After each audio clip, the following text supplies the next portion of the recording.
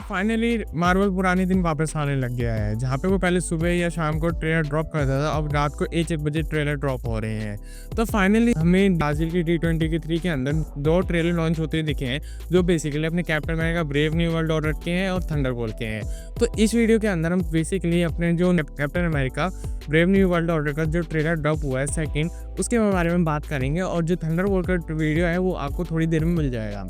अब बात करते हैं कि इस पूरे ट्रेलर के अंदर क्या देखने को मिला। तो बेसिकली मैं एक टू पॉइंट बात नहीं करूँगा, पूरे ट्रेलर का एक ओवरव्यू दे दूंगा और इस पूरे ट्रेलर की एक समरी बता देता हूँ कि इस पूरे ट्रेलर के अंदर हमें बेसिकली ग्राउंड लेवल की चीज़ें दिखाने की कोशिश करी गई है। बेसिकली जो अपने प्रेसिडेंट रॉस है वो बेसिकली चीज़ को अनाउंस करते हैं, जो बेसिकली और कोई नहीं, वो जो सेलेस्टियल के जो पार्ट थे उसके ऊपर रिसर्च करने या फिर उसके ऊपर कब्जा करने वाले हैं, ताकि वो उसमें से एडिमेंट ले सके। वही अनाउंसमेंट वो बेसिकली सभी प्रेसिडेंट सभी मिनिस्टर के सामने करते हैं। इतने में उन पे एक बेसिकली अटैक हो जाता है, जो बेसिकली अपने लीडर ने कराया होता है। अगर तुम इस पूरे ट्रेलर को ध्यान से नोटिस करोगे तो सारी चीज़ें अपने लीडर के थ्रू हो रही है, क्योंकि अगर तुमने नोटिस कराओगे काफ़ी सारे पॉइंट ऑफ टाइम पे जहाँ पे अपने थंडर रॉस पे अटैक होता है, अपने कैप्टन अमेरिका पे अटैक होता है, अपने जितने भी अटैक होते हैं वो बेसिकली जिन इंसानों या जिन मैंस के थ्रू करे जाते हैं वो बेसिकली माइंड कंट्रोल थे। और जो सबसे पहले सीन दिखाया गया था जहाँ पे अपने प्रेसिडेंट रॉस पे अटैक हुआ था,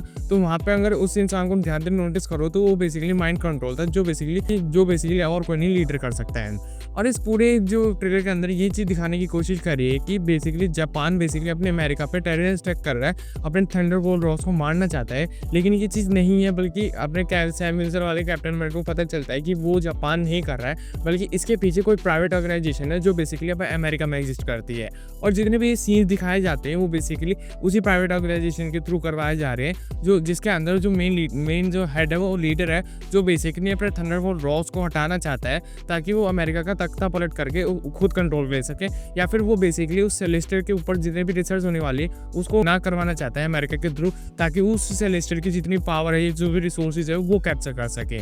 अगर तुम इस पूरे ट्रेलर को ध्यान से नोटिस करोगे तो इस पूरे ट्रेलर के अंदर हमें कैप्टन अमेरिका के 2 सूट देखने को मिले, एक वाइट कलर का एक ब्लू कलर का, और ये चीज़ डिफाइन भी कर रहा है ट्रेलर को देखने के बाद, जहाँ पे हमें सबसे पहले वाइट कलर का सूट देखने को मिलता है। उसके बाद हमें एक सीन देखने को मिलता है जहाँ पे बताया जाता है कि कैप्टन अमेरिका बिना अपने विंग्स के साथ, तो ये चीज़ सीधे कनेक्ट करती है कि अब मतलब मूवी के बीच में अपने सैम विल्सन वाले